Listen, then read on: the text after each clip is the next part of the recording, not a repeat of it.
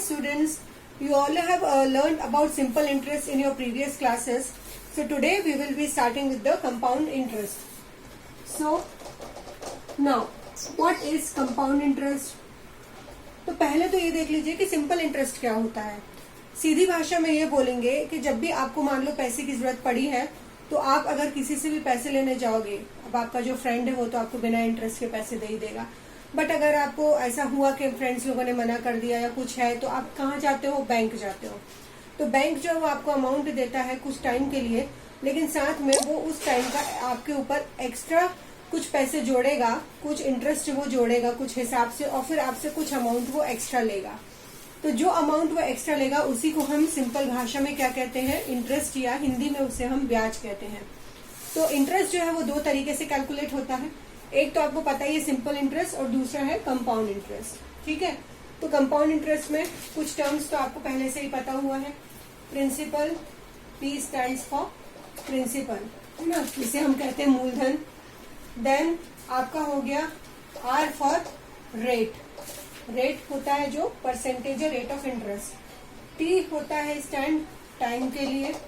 Compound interest के formula में इसको N से भी रिप्रेजेंट किया गया है, N for number of years. A is what? A जो होता है वो होता है अमाउंट.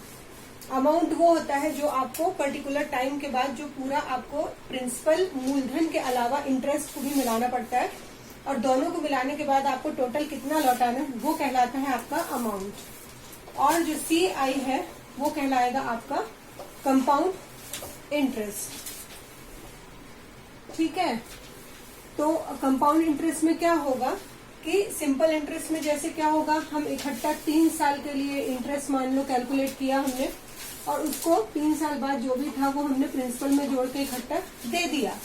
बट कंपाउंड इंटरेस्ट में क्या होगा कि हर 6 महीने के हिसाब से या हर 3 महीने के हिसाब से या एनुअली कंपाउंडेड जब बोलेंगे तो हर साल के हिसाब से जो भी, हर जैसे 3 साल का है तो पहले साल के लिए कंपाउंड इंटरेस्ट निकालेंगे, वो आपका प्रिंसिपल में जुड़ जाएगा.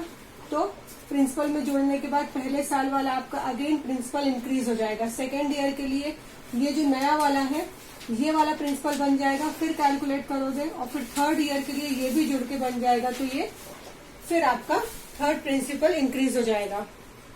ठीक है. तो ये क्या हो जाएगा कि हर साल जितना इंटरेस्ट बढ़ेगा वो भी प्रिंसिपल में जुड़ जाएगा और नया प्रिंसिपल बन जाएगा, और फिर उसके हिसाब से आपका इंटरेस्ट जो है वो कैलकुलेट होगा.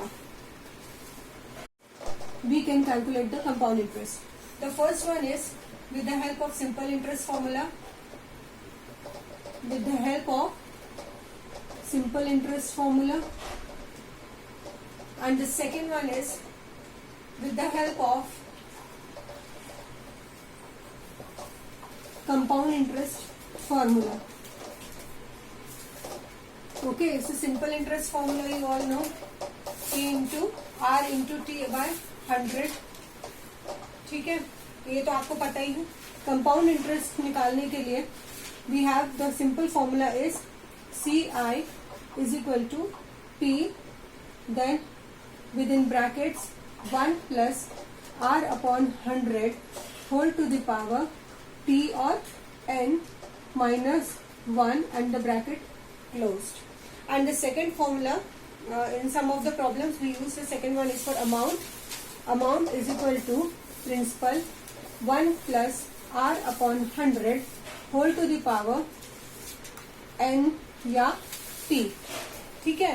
तो ये दो फॉर्मूलेज होते हैं. अब इसमें क्या होगा, सिंपल इंटरेस्ट फॉर्मूले से जैसे ही हम न्यूमेरिकल सॉल्व करेंगे तो आपकी समझ में आ जाएगा कि सिंपल इस पहले हम एक कंपाउंड इंटरेस्ट का फॉर्मूला नॉर्मल सॉल्व करते हैं कि सिंपल इंटरेस्ट के फॉर्मूले से कैसे सॉल्व होगा, तब आपकी समझ में आ जाएगा कि कैसे,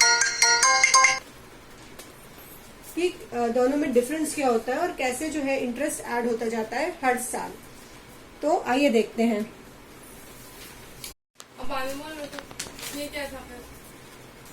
okay, now we are understanding with the help of numericals. So the first numerical we are having, find the compound interest on 2000 rupees for 2 years at 10% per annum. तो इसको हम पहले करेंगे सिंपल इंटरेस्ट फॉर्मूला से और फिर करेंगे compound interest से. तो सबसे पहले let us we note down the quantities. Principal is equal to 2000 rupees we are having. Time is equal to 2 years and rate is equal to 10%. Okay, तो simple interest में मैंने क्या बोला था कि जो भी इंटरेस्ट निकलेगा वो हर साल जुड़ के नया प्रिंसिपल बन जाएगा. तो simple interest for first year we are having SI है ना is equal to P means 2000, rate is equal to 10 and time will be your first year. Okay, we are talking about the first year. तो time will be 1/100.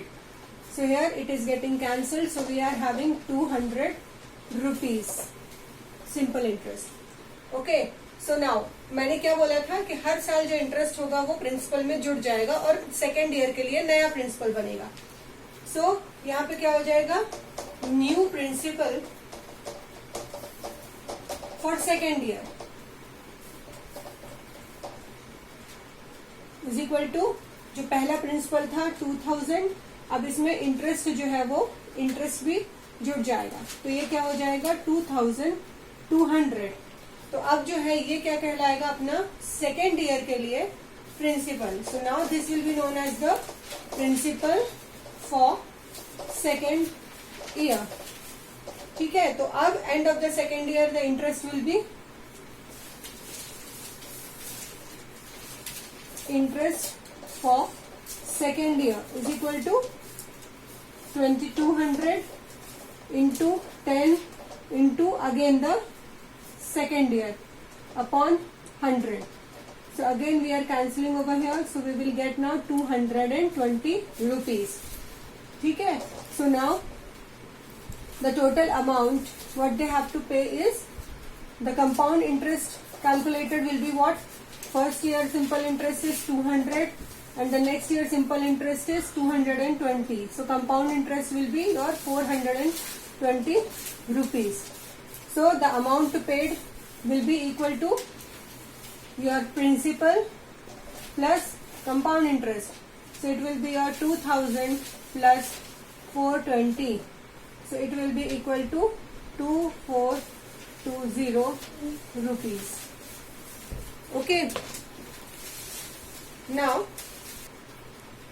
अब चलिए इसी numerical को अब हम देखते हैं कंपाउंड इंटरेस्ट के फॉर्मूले से. सो कंपाउंड इंटरेस्ट का फॉर्मूला क्या था, CI is equal to P into 1 plus R/100 to the power T या N minus 1. We are having this formula.